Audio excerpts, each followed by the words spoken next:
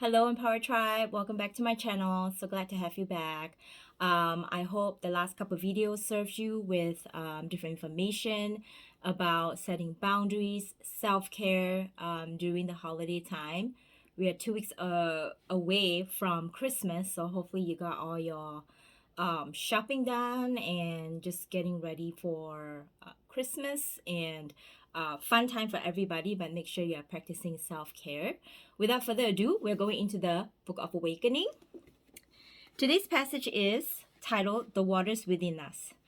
Spirit like water is a source of life. We cannot live dry. The more we are worn by experience, the more of an inlet we become, and the more the waters of life wash out of us.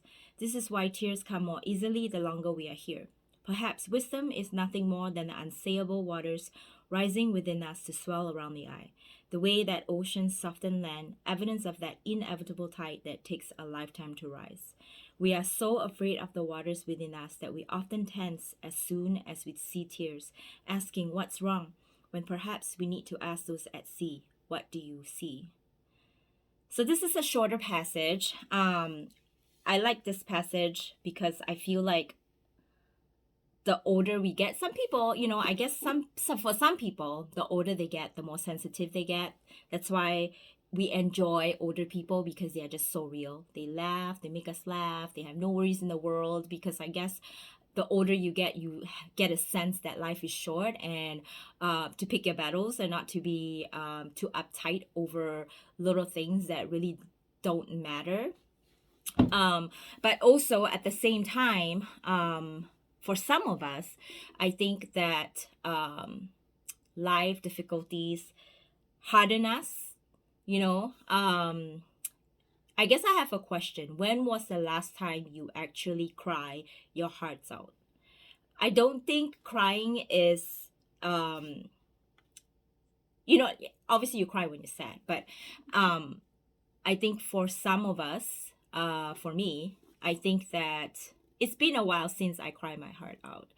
And I think that you truly cry when you fully experience your emotions and open yourself up to feeling it and letting it flow, right? And that takes an amount of vulnerability, and sometimes that vulnerability is not just to others, but I think that vulnerability is very important to us ourselves.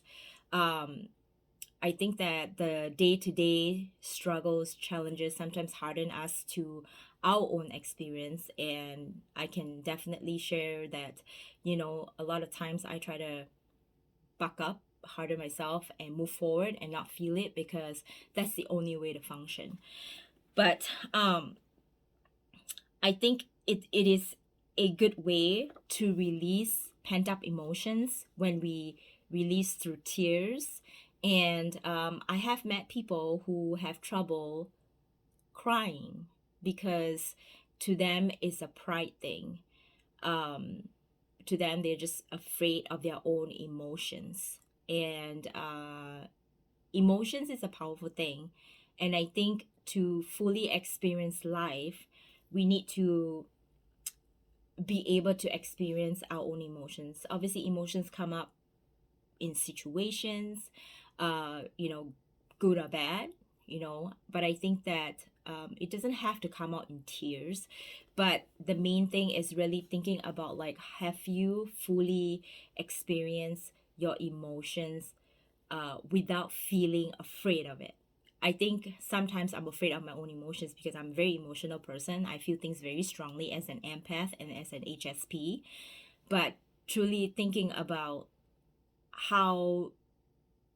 why are we feeling those emotions? Because sometimes we feel like sad, or we feel mad, or we feel disappointed, and we feel like emotions just come out in us, and we just let it run our day. And how often are we affected by emotions, by day-to-day stuff that should be very minute in general, but then it affects us in such a way that we feel so overwhelmed with emotions. And usually when you are feeling emotions, it is your body telling you that you need to pay attention. And I think that all of us go through day by day with whatever emotions we are feeling without recognizing where it's coming from. And most of the time we mistaken those emotions to be the current situation that is happening, and not really look at it. Could be that this is linked to sometime in our past of trauma that we have not yet resolved. I think it is a beautiful and powerful thing to be able to fully embrace the emotions that comes out of you, and not be afraid of the emotions, but most importantly really dissect what those emotions is telling you about yourself and your life. Because we all want to have a tough front, and a lot of times when we are mad or when we are disappointed, and we are crying, it's not so much that we are sad, we just feel hurt, and we don't understand where those feelings are coming from. And I think that the more we are able to dive into those emotions and really figure out where they come from, you will be in a more a stronger emotional space, because you're not controlled by how your emotions uh is helping you see things. Because when you're emotional, you're not thinking from a clear mind. You just overwhelmed with all these feelings and you're not sure what to do with them. And when you are an emotional person, like I used to be more emotional than I am now.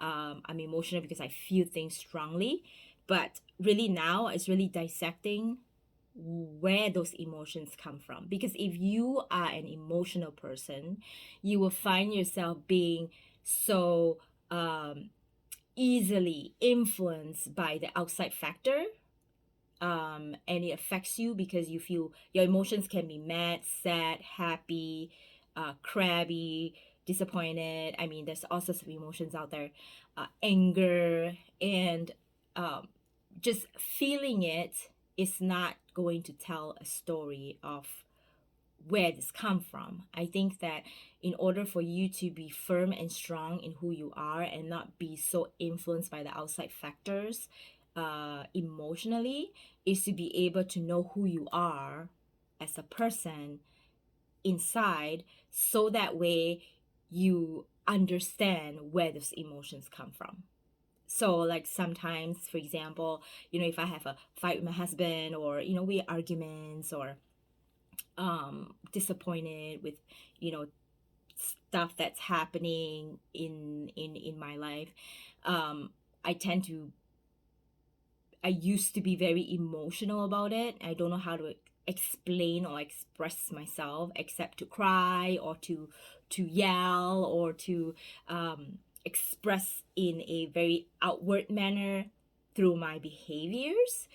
But now, as I awaken in my journey, I begin to observe my emotions. I feel it because it's important, as part of your healing from your past trauma, to fully embrace it, feel it, understand it, but not let it affect you so much that it controls your day to day, if that makes any sense. So that is what this passage means to me is, are you hardened to your emotions, where or when someone is tearing up in front of you and you are, what's wrong, what's going on, and we want to comfort that person, but maybe instead of trying to fix things, which we usually do, just like to not feel our emotions so that we can just get through another day, to function, is how can we apply that same philosophy to the people across from us. Maybe they are not looking for someone to fix them. They are just looking for someone to listen, to find out what is happening in your world, that you're feeling this way. Embrace it, allow it. Just like my children, my mom, when I was a kid, I'm not allowed to like fully express my emotions, you know. So if I were to cry, she's like, "Why are you crying? Like you why just stop crying?" Because to her it was a bother, mostly because she don't know what to do about that. But truly, what I wanted was just someone to understand me and what and where I was coming from. So tears, feeling your emotions doesn't have to be an uncomfortable thing. In fact, it's a powerful thing. It is your body's way of releasing the past hurts, pains, and your body telling you that something is coming up and you need to go look at it so that you can heal those past trauma and come to a better understanding of yourself emotionally, and so that the outside factors don't affect you as they used to, and you become a much more emotionally strong person. Well, I hope this a lot of rambling, but I hope that this serves you in terms of dissecting your own emotions, because we all feel emotions. We are human, we will. But it's learning from those emotions and becoming more true to who you are, should be what we take away from the emotions that we're feeling. Well, I hope to see you guys again. Have an amazing day, and I'll see you again. Have a good day. Bye.